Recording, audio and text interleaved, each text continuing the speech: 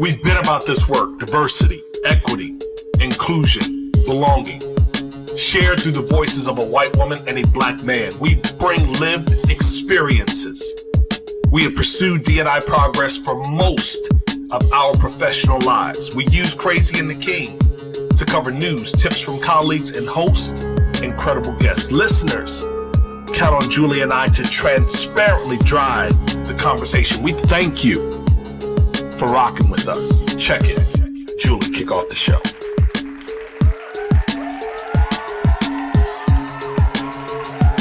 So this is our final episode of our first time doing a Crazy and the King takeover. Now, I know I came in a little bit different because, see, Julie would normally say, "Welcome to Crazy and the King." She's got a slow, real cool intro. And then I come in with all this energy, and I'll always hit her with something like from left field, something she never knows where I'm going to come from. It's always something from left field. So today we're going to do it a little bit differently. We're going to start all over again. We're going to kind of stay here, but we're going to start all over again.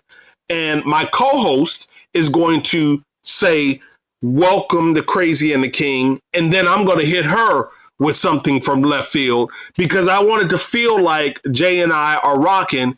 Jay is off doing her thing, gallivanting in Europe. And I'm here holding it down and happily holding it down for our last episode of the October Crazy and the King takeover. But Amanda, I want you to kick us off real quick. All right. Well, welcome to Crazy and the King. No. No? We're gonna do it again. We're gonna do it again. We're gonna see. Sometimes I get to do this with Julie. But see, Julie will cheat. Julie will stop the recording, and then she wants it to be just perfect. So she'll stop the recording, and we'll start all over again. And then listeners, they don't get to hear like this good, juicy, like B-roll. What do you call it? Blooper version. And that wasn't even a blooper. It's just that I'm challenging you digitally to do it again. I'm just going to challenge you digitally to do it again. Just one more time. Welcome to Crazy and the King.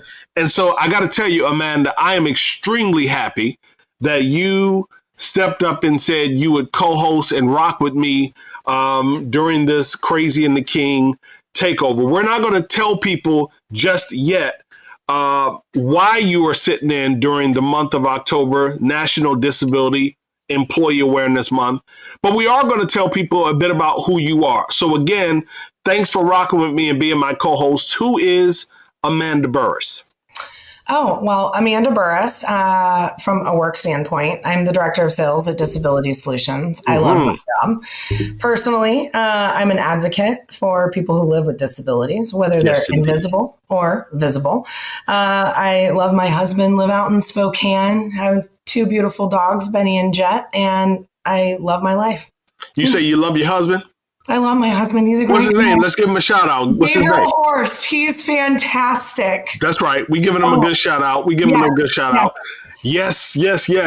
Spokane, Washington. How long have you been out there? Going on 5 years this February. Where'd you move from? Seattle, Washington. Okay, so you've been that upper northwest for a while now. Yes. Pretty country, right? Yeah. Good stuff. Beautiful. So let me hit you with this curveball from left field. I'm of an age where I don't really remember Spirit Week in high school. Do you remember Spirit Week in high school?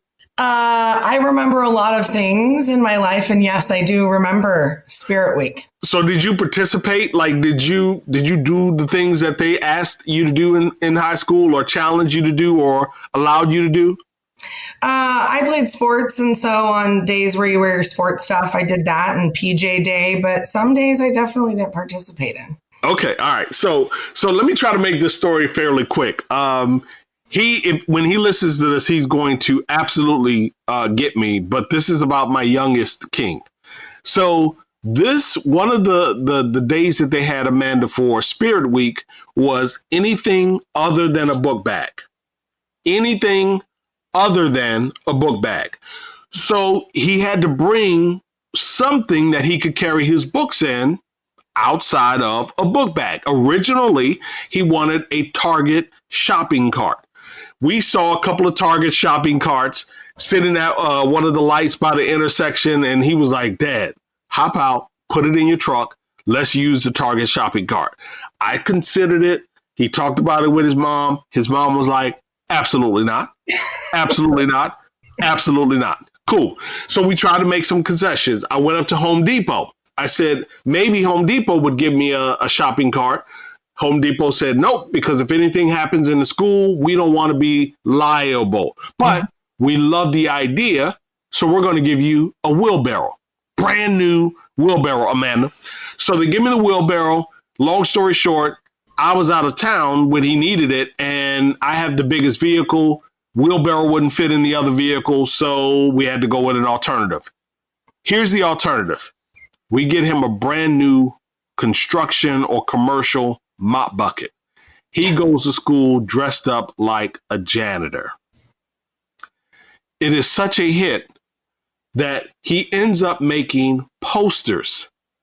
And you know how you have class king or school president, whatever these little, not little, but these things are. My king puts up posters and he says, I'm running to be janitor of the year. Put the QR code on, put a picture of him dressed up as the janitor, had his books in the mop bucket, had a real mop. I mean, when I say it was good, it was good. When I say I'm bragging, it was good. So much so that people were like, we love this. Amanda, you know he got in trouble for putting those pictures up? Why? Well, I won't go into all the detail, but they actually gave my man 1 hour of in-school suspension. And so I sit back and I share that story because, yes, he was attempting to have fun. I could see if they were upset and said, well, we got to take the pictures down because, you know, we can't show favoritism towards you and the creativity that you had. We want to be consistent. You know, if someone puts up a racist or homophobic message, or someone puts up something that may be a bit political or what, we just need to be uniform. If they would have said that to him, I would have said, you know what?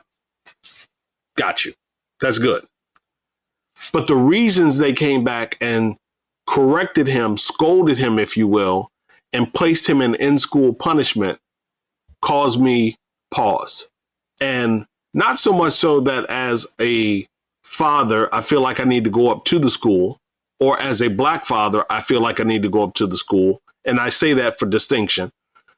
But I feel like it was a lesson for the adults in leadership that you have to do a better job of communicating your messaging and making sure that when you are holding a person accountable, that you are staying specific to the issue in which you are holding them accountable, and you're not bringing in a whole bunch of outside influences and extra stuff that absolutely makes no sense. But the reason I tell the story is because Julie and I, we always use our podcast in part as a historical reference point. And I want him to be able to look back years from now and to remember historically, he caused a little bit of creative ruckus at his high school. You know what I mean?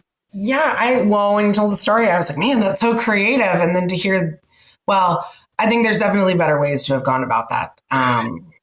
And I think that schools need to be thinking about that. Inclusion is inclusion, but we also need to enhance creativity, and there's a fine balance. And I agree. Has he done things that causes him to get suspended before on this path? No, like warning, let's have a conversation, but the right message. Absolutely. And speaking of creativity, some of us listen to music, and I saw this piece around Spotify, which says that Spotify is set to post a bump in users and revenue. Now, are you a Spotify user? I am. So playlists, like, is there a favorite genre for you? Do you have some curated playlists? Do you do your playlists in a way of helping you with workout, helping you with your diagnosis? Tell me how you engage with Spotify. I mean, it's changed over the last, I would say 10 or 12 years. I've got playlists that I made way back when. In fact, one of them popped up yesterday and I was like, wow, this was kind of sad music about 10, 12 years ago. And then I also pick up some of my favorite artists like Tom Petty and then let that kind of, curtail afterwards. And I also like that Spotify has learned me. And so they've introduced me to new music. And so I let mine just kind of go. Yeah, so you said something. You said it showed you a list from 10 or 12 years ago. So I don't use Spotify. Nothing against them. I just don't use them. So do they have like an algorithm or something? Like if you clicked on an old song from the 60s or 70s, it triggers them to say, oh, wait a minute, she listened to this a decade ago. How does that work? I think it's a couple different things, the type of genre of music that you listen to. So you listen to Pearl Jam, White Stripes, Regina Spektor, and they're all on some playlist.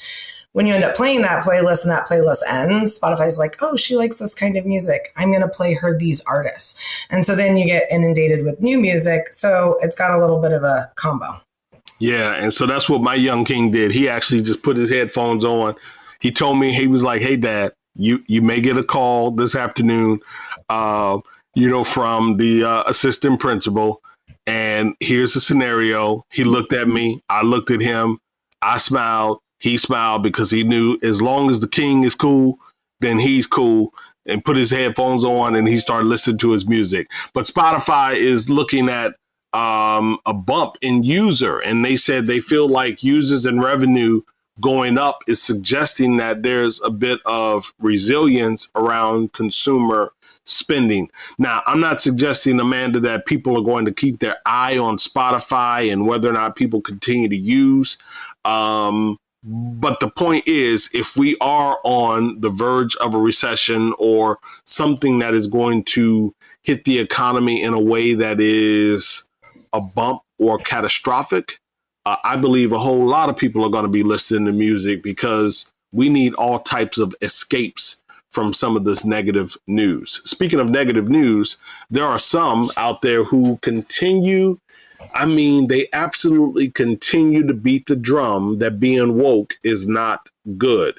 And that some happens to be one of the individuals who in 2019, who in 2019, 2020 started to complain about diversity training in the federal government. That person is Christopher Rufo. And if you have been listening to our podcast for any period of time, you have heard Julie and I talk about Christopher Rufo. I'm not giving out his Twitter handle. You can find him on your own. But this cat continues to beat down and challenge positions around diversity and inclusion. And in this instance, it's woke capitalism. He, Amanda, is going after organizations that are, quote, showing up in the public sphere as woke. Another way to talk about it is the acronym ESG, Environmental, Social, and Governance, ESG initiatives. What's your feeling around people and or corporations, because they are separate, but made up of one, if you will? What's your position around being woke or woke capitalism? That's an interesting question. I actually remember when I very first heard the term, and it was when I started working at Disability Solutions. Although I think that personally, like from a woke perspective, I guess I've been woke my whole life. I think that personal privileges and personal freedoms are personal freedoms, and that comes down to humanity. And if the core of humanity and those freedoms aren't protected, then what do we have? Now, from a corporate perspective, it's interesting. There's been lots in the headlines around corporations having to make some decisions, whether it's considered woke or not. And I think that we need to be making decisions from a corporate perspective that are truly inclusive, really normalizing people's individuality and what makes them unique. But I think that the company has to want to do that. I can't tell the CEO of the pillow company who's not maybe a woke person that he has to go do that. He runs his own company. But I also think that people who want to be employed and want to have personal freedoms and choices and to have an inclusive environment, they can go find a company who is doing those right things. And so I think there's, it's a very interesting place right now for that. And that term woke for me, people are always going to find something to pick on somebody about. Why can't we just look at it as we're trying to be inclusive for everyone? It doesn't matter what your race, gender, ethnicity, sexual preference, orientation is. We should be inclusive, and corporations at their heart should start with thinking about protecting, but also creating a space where employees feel that they can bring them true selves to work. So that's how I feel. No, I absolutely appreciate that. I'm curious, how long have you been with your employer? A little over 3 years this past July. Yeah. Got it. So you mentioned that you learned of the term at Disability Solutions. Yeah. So I'm wondering, just, as you peer back in your professional history, have other employers celebrated the month of October, National Disability Employee Awareness Month? Have you been employed with any other entity where they saw this month as one of importance and tried to do some things to highlight people from the disability community? No. Never. Were you aware of it before you joined Disability Solutions? No. Interesting. Not so much. It shouldn't be a surprise. Yeah, it's not one. It's not a surprise. I just did that for sound effect. Let me see if I can replicate that. Interesting. Yeah. No, it's not. However, we're going to talk about why you are here co-hosting with me on this beautiful, beautiful afternoon. So let's take a quick break, and then we'll come back into the episode to talk more about who you are, how you show up. And you mentioned a moment ago that full self and how we can do a far better job of allowing that fullness to come out in others that we are working with. So we'll be right back. All right. So look, our conversation today, of course, is with my co-host, Amanda Burris. She is responsible for some of them things at Disability Solutions. So just real quick, put it inside like that Twitter format. What is it that you do inside of Disability Solutions, and why did you decide to join me today as co-host? I'm actually going to reverse that. Okay. So let's talk about the why and then the what I do at Disability Solutions. I joined you today, one, to talk about my invisible disability, which I am a person who lives with bipolar 1. And about 12 years ago, over a period of 2 years, I experienced about 3 manic episodes. And I then led to finding that there's not a lot of resources for mental health. It's getting better. I think the pandemic has allowed to shed a light on mental health because more people experience that from an isolation perspective. But prior to that, mental health to me was a 4-letter word, and I would never mention it to my employer. And I was working at employers when I went through a couple of my episodes. And so about 8 or 9 years ago, I ended up starting some advocacy groups, did some peer-to-peer coaching, but also went back into the employment field, sales and marketing that I was in. And that led me down the path to find Disability Solutions. And I reached out to my fearless leader, friend, mentor, and she ended up hiring me to do sales. And so what I do isn't sales. What I do is beat down the doors of DEI professionals, talent acquisition, to say, hello, we're here. And we deserve a voice and we deserve a platform. And when I first joined Disability Solutions and you talk to these employers, disability was 10, right? That's got legal implications. We don't want to talk about that. There's not that many people at my company with disabilities. And what we've actually seen is a growing progress. I mean, with George Floyd's murder, we saw diversity taking a different helm. But at the same time, disability started becoming part of the the conversation because we're also in the middle of a pandemic. And so I'm out there telling DEI leaders and talent acquisition leaders and compliance people that it's not about a checkbox. It's about making sure that we're normalizing, creating programs, a culture of trust.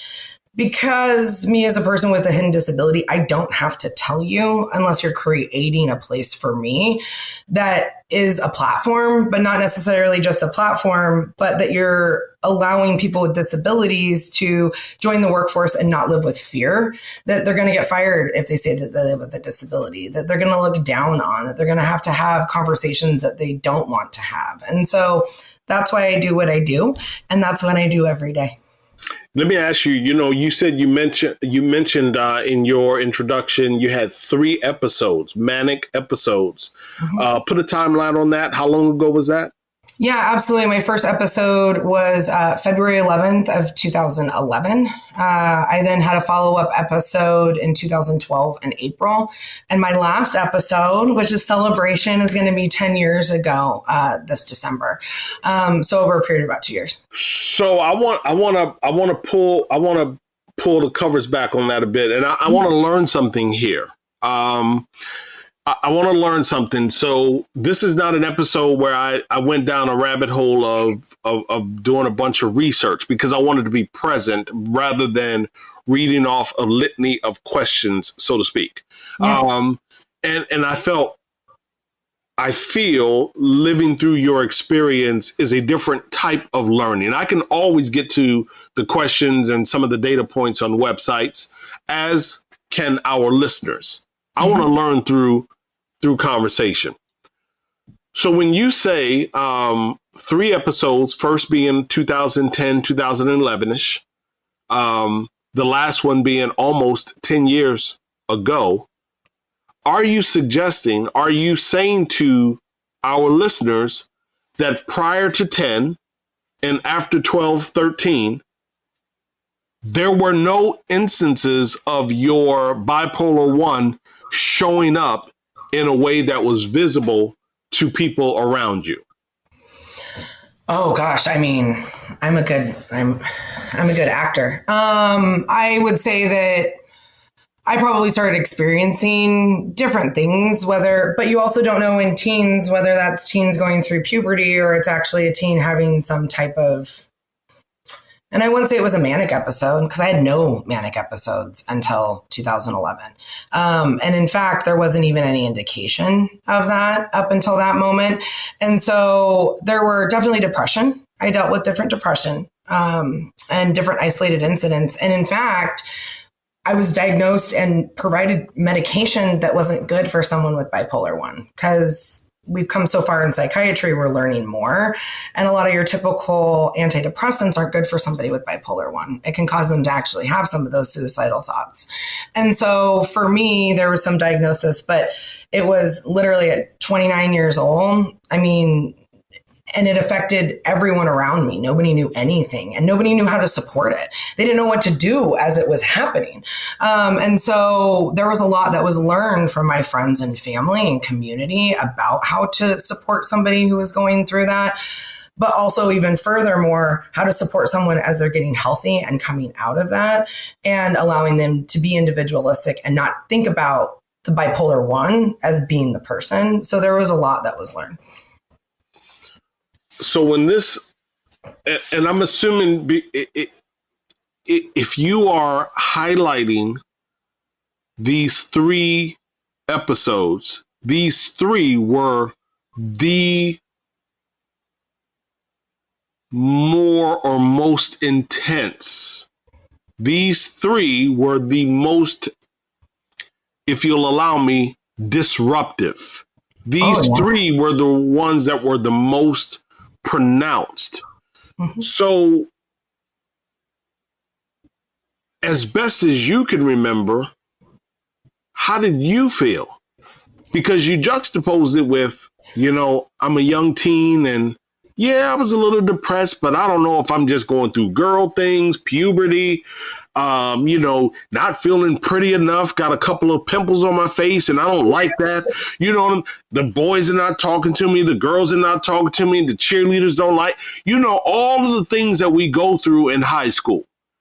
You understand all of the things that we all experience in high school and handle a little bit differently. You set that stage perfectly. So when these intense episodes appear, what's going through your mind? Oh, well, when it was happening, I mean, perhaps post, maybe I should say post, when you got to look back. I don't want to use the word or phrase rather quickly, but when you were in a position where you said, okay, I'm feeling different. I'm thinking and operating differently. Let me look back on what happened. What went through your mind? Well, first, my episode was triggered by being laid off at an employer. I did find my job within that employer and then decided to leave that employer. And for me, one of the things that was a trigger was how I was feeling about art and music. And a couple months later, it was not sleeping for 7 days, not thinking you need to eat. And it was pretty grandiose thoughts, not only about myself, but universe, that had to do with things like music, love, light. I was at the high of my game.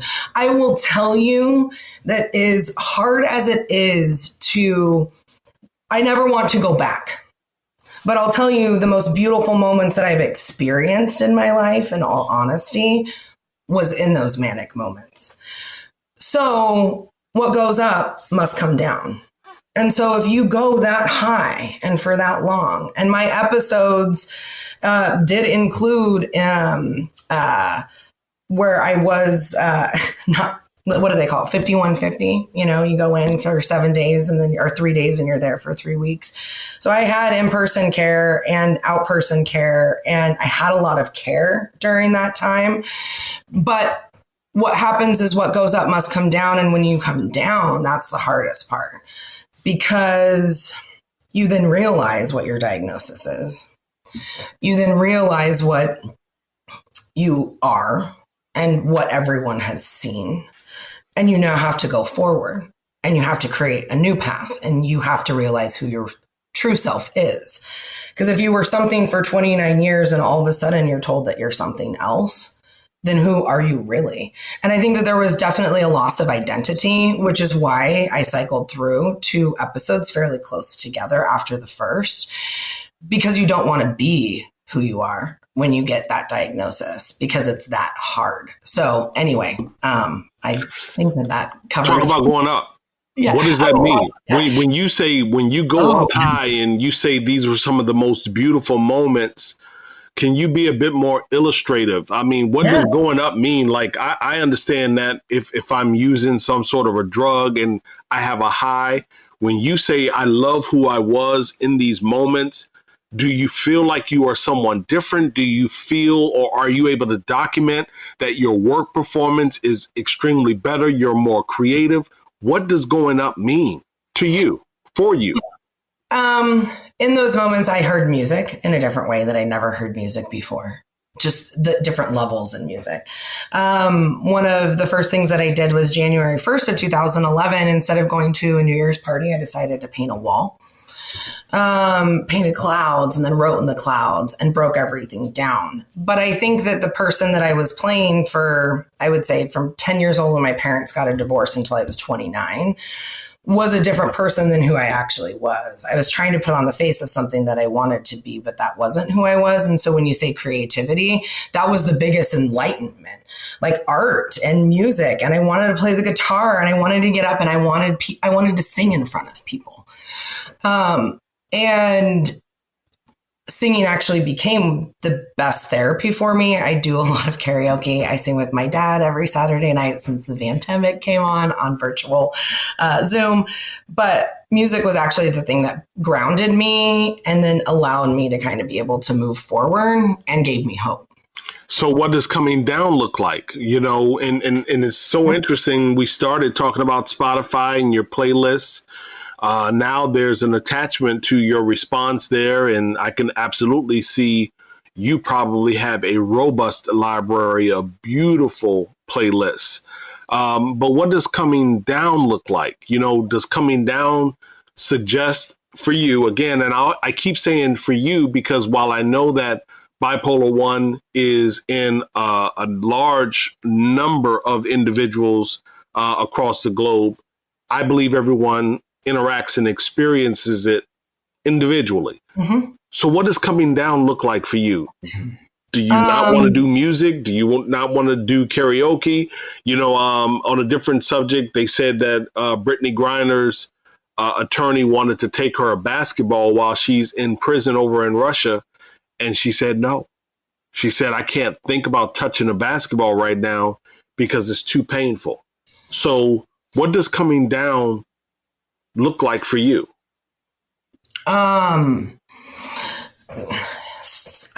The first time I slept for about 3 months afterwards, couldn't get out of bed. And when I say 3 months, it was 20 hours a day. My brain, I used every piece of serotonin and any type of chemical, and I released it and it popped off, and now I have to rebuild.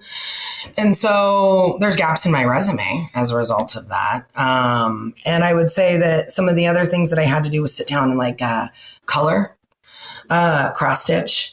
I needed to keep myself busy, but my brain, I needed to find a new balance. I needed to find a new way of thinking and moving forward and slowing my brain down while at the same time keeping myself busy because I wasn't working. Coming down for me too was realizing that I didn't want to be always the center of attention. I didn't want to be the life of the party. I had to make different choices of friendships. I had to make different choices of work and work environments. For a while, I worked jobs where I was an executive assistant and a mortgage assistant because being an assistant was easy. I can do what someone asked me to do. And it was also rebuilding my own confidence when I came down, because that was the hardest part, was seeing through this tunnel because I felt like a canary in a coal mine. And so, yeah. Are you in any support groups? I have a very good family and friend network now, but I relied on, I had a great psychiatrist, therapist. I also use Sound Mental Health, which is out in the Seattle area. When I came home from an episode where I ended up in San Francisco, which is a whole nother story for another day, Torin, Sound Mental Health actually gave me a grant because I didn't have health care. So they made sure that I received the needs, and I was in a support group there. And I also came back before I moved out here a couple times and spoke to people who were going through similar experience as me, as someone 5, 6, 7 years later who'd come out of that, and how important those support groups were for me, because I thought that I was alone. But there's other people out there who experience things like me. And in fact, I think it's 2.5% of the population, 6 million people who experience bipolar 1. And there's also bipolar 2 and depression as well.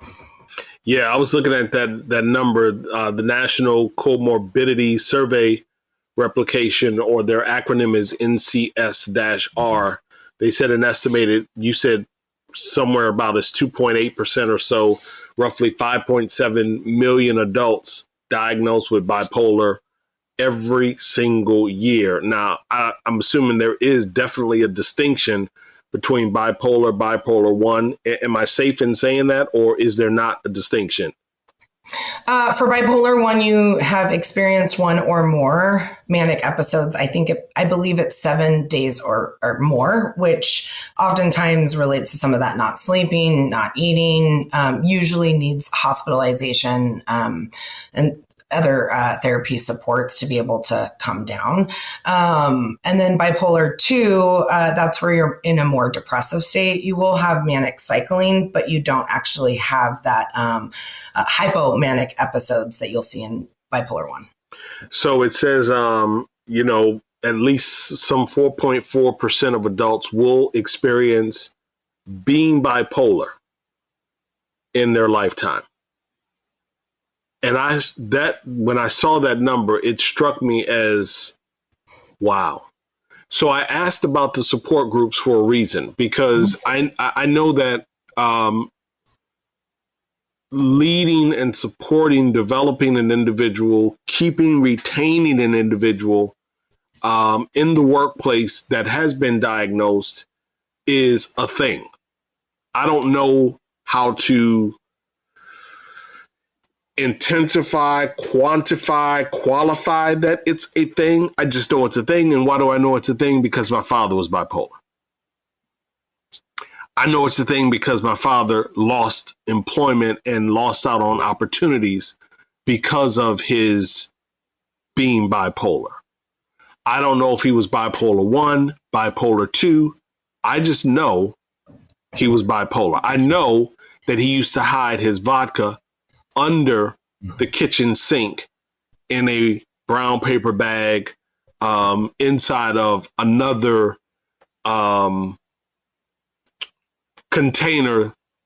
It wasn't the original liquor bottle that it came in. It was in another container in a brown bag under the sink, as if we wouldn't find it. Right. So I ask about the support groups.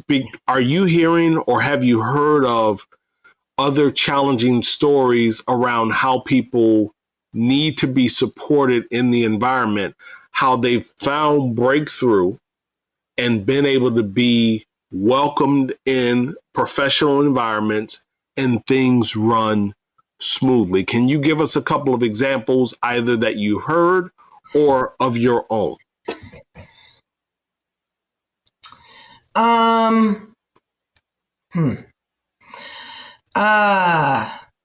I'll say my own to start with. And it wasn't until I came to Disability Solutions that I chose to disclose that I live with a mental health disability or the mental health disability that I had.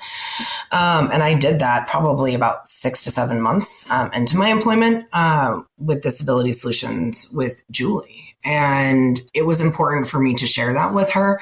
I was going to be published in an online article and wrote something, and I really wanted her feedback for that because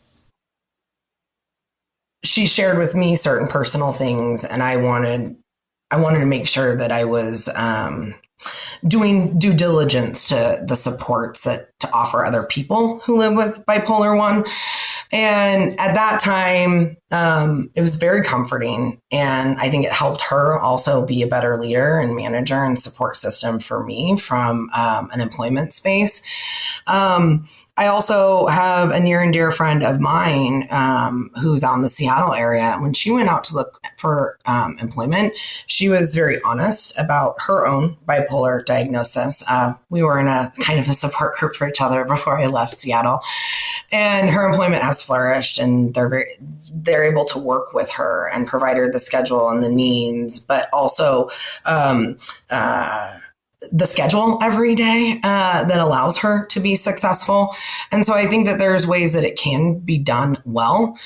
But what I will say, Torin, is unfortunately from an employment perspective, I mean, when I was very first diagnosed, and I think we've come a long way in the last 12 years, but they told me that 1 in 7 people with my diagnosis would attempt suicide. They also told me that I would most likely be on disability unemployment for the rest of my life. Oh, and that hit hard as somebody who needs work.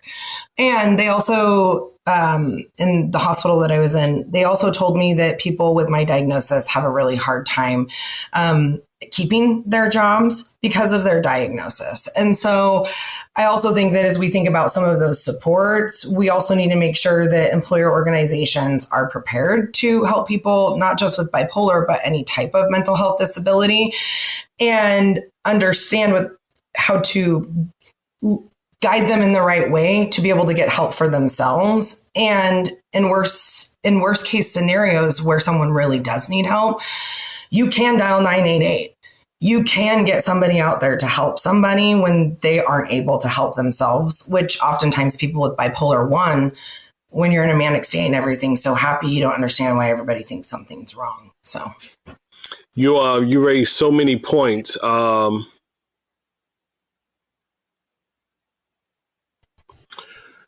The suicide piece is a big point. The 988 is a nice point. I believe that's a fairly new number Started earlier this year, if I'm not mistaken. I'm getting my days a little twisted, but that's a fairly new number. I don't know if there's a number like that in the UK, but that is a fairly new number. But the piece that you raise the most for me is in how people communicated with you. And what you ran off for the most part were negative messagings, negative dispositions, negative vision for the life that you were going to pursue. And you are so vibrant and live. And so I'm thinking that, you know, part of that preparation that you mentioned in terms of the workplace, while we've come a long way, I think where we can be better is, yet again, in how we communicate, how we tell stories, how we are finding the frequency of support for the individuals inside of our organizations, that if we could at least approach it in a more promising way, we may have better outcomes in terms of engagement, productivity, retention, so on and so forth. Would you agree? Yes, absolutely. And remember that a lot of mental health disabilities are invisible disabilities. And so it's not something that you can always see. And so we need to be more inclusive, but we also, for those who want to share their experiences, the more often time that I find that I've shared my experience, I find that someone says, "Me too." And it helps them to know that there's somebody else out there. And then that's also how you build that support system and that community, Torin. Yeah. Final words, final thoughts. You know, what is it that you would want people that are listening? What is it that you would want them to take away from your sharing, your living with bipolar, knowing that there are so many that are also living with bipolar? What would you want to leave them with? Hope. I think that's the biggest one. Hope that tomorrow is a new day, that every day that you're taking care of your mental health and doing the right things for yourself and your experiences, you can get better and you can live a healthy life. And I think that's the most important thing that I could leave them with. But also know that if you want employment, there are employers out there who do want to support you, and you do belong in an inclusive place that's hiring. And try. Believe it or not, the more you try, the better it gets. So, yeah, how about that? Hope. How about that? Hope. How about that? We'll be right back. Our Her Voice segment is where we amplify women that are making moves, women that they deserve some amplification. They deserve being lifted up a bit. And Amanda, you have an interesting person. Share their name and why you chose to amplify them this week. Her name is Zahida Qureshi. She's out of Pakistan. She is someone who lives with a disability and contracted polio early in her life. Living in Pakistan, they didn't have wheelchair supports for her. Oftentimes as a child, she would crawl around on the ground. But that didn't stop Zahida from going out and getting a degree, and also starting up a nonprofit organization for Society of Special Persons in Pakistan. It started in 2007, and over the last almost 15 years, her and her team have delivered over 6,000 wheelchairs to people like her in Pakistan so that they can live their lives in dignity and also have the freedoms to be able to live their lives with dignity and the supports and access to tools like wheelchairs to be able to do that. So I want to give a big shout out to her because I think what she's doing is amazing. And it's important for us to think about disability on a global scale. I like it. I want to give a shout out to Demi Lovato. I want to do it to Mariah Carey. I want to do Carrie Fisher. You may remember Carrie Fisher played Princess Leia in Star Wars. I want to do it for Catherine Zeta-Jones, Selena Gomez, those are the individuals that I want to shout out this week. And not because I want you struck by star power, but because I want you struck by the fact that those individuals are stars and they've been transparent about their hidden disability, that they are performing at an optimum level and they also have a disability. I also want to give a shout out to Julie Sowash, my co-host and co-partner, as well as Amanda Burris, for also being transparent this week and sharing her own personal travails and journey and, triumph and tribulation, all of the up and down that she's had with her diagnosis. So, Amanda, a shout out to you and to your boss, Miss Julie Sowash. Let's close the show with Disability Twitter. You have one person, and then I have a hashtag. I want to add a hashtag to Disability Twitter just for this episode, not going forward, but just for this episode. What'd you highlight? I highlighted Andre Picard. He ended up sharing about Air Canada and how they ended up ruining a woman's wheelchair that was worth $3,000 and only comped her $300 for it. As a person who grew up in the airline industry, I'd say that the airlines have a long way to go in supporting people with disability. They absolutely do. We've had and covered a number of wheelchair ruin stories on airplanes or through baggage handling. My hashtag is MAID, M-A-I-D. M-A-I-D, well, I gotta just tell you, Amanda, it took me someplace where I wasn't expecting to go. So naturally, I'm looking for Disability Twitter. And then when I clicked on a link, this particular person, Mitchell Tremblay, he's on Twitter at ODS Poor. He's on Twitter at ODS Poor, and he actually used the hashtag MAID because it stands for medically assisted induced death or something like that.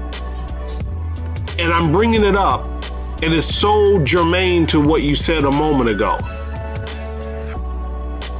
He has been on, he has lived for the last 22 years, and I'm not going to read the entire letter, but if you go out to his Twitter page, it's ODS Poor. He actually wrote a letter to the HUMA committee up in Canada, and it is a full letter sort of documenting his life over the last 22 years, being on social services due to his disability. And the short of it is, he is so tired, disgusted, that he wants to die. And I was not in any way expecting to go there when I clicked on his tweet and everything. So I just raise it. I don't necessarily want to end on that bad note, or that note, if you will. But I do want to say to folks, there's a reason why we do Her Voice. There's a reason why we do hashtag Disability Twitter in our show. There's a reason why we have made a very conscious effort to add these segments to Crazy and the King, because they are too distant, too far, too removed from our radars. I get it. We are all moving at 100 miles an hour and busy. We have obligations with work and family and personal life, self-care. I get it. I get it. But I am making a plea to our listeners that you are continuously checking on your friends, and not just your immediate friends, but try to get 2-3 layers outside of the ones you often talk to, that you are checking on your colleagues, that you are making donations to organizations that are trying to support other audiences, community groups that you don't really have a direct connection to. Can we just do something more that stretches our humanity. I don't want to see tweets of individuals that are experiencing a life of needing support and just saying, you know what, I'm done. So that is my tweet for this particular week. Amanda, do me a huge favor and close out this last episode of October for National Disability Employee Awareness Month of Crazy and the King. Thanks for having me. Also, thanks for spending time discussing this today. Bipolar is a serious topic. Mental health is a serious topic. Anyone can live with it at any point in their lives, short-term, long-term, or life-term. So on that note, everyone have a great afternoon. See ya.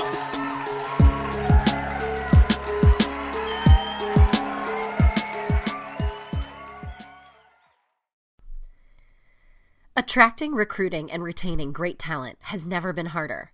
But why? We know we need them, and they need us. So why are we making it harder? Pull up a chair, listen, and laugh along with Lynn Bailey and Tracy Parsons as they dissect the industry, solve problems, and scoff at and sass the status quo.